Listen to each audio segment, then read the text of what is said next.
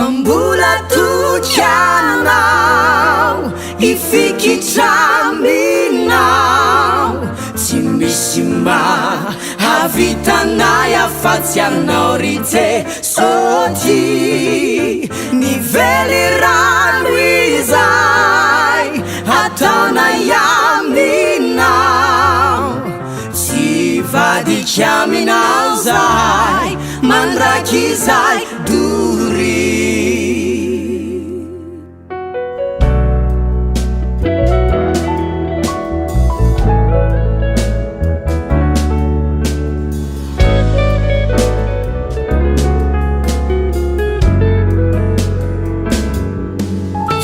La fantatro zay hoentiny ampeso nao atsikanao masoandro mivalika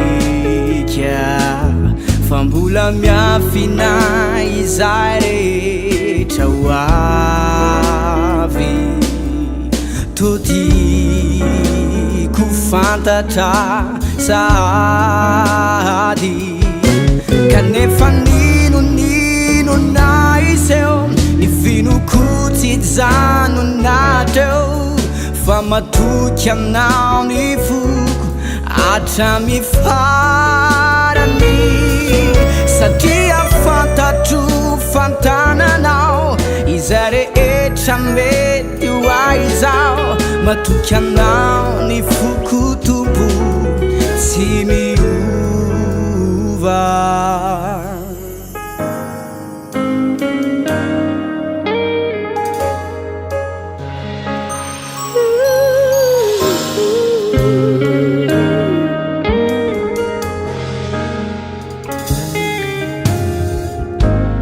Lord, I come to you. Let my hair be changed.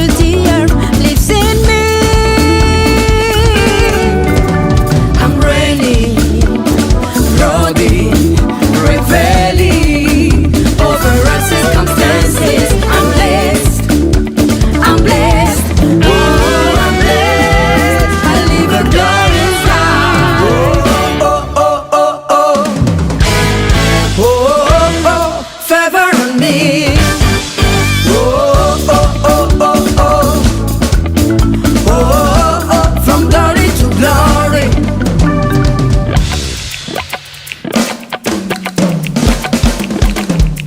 Eyes, eyes, eyes, eyes, hey. Ifete tikanyane.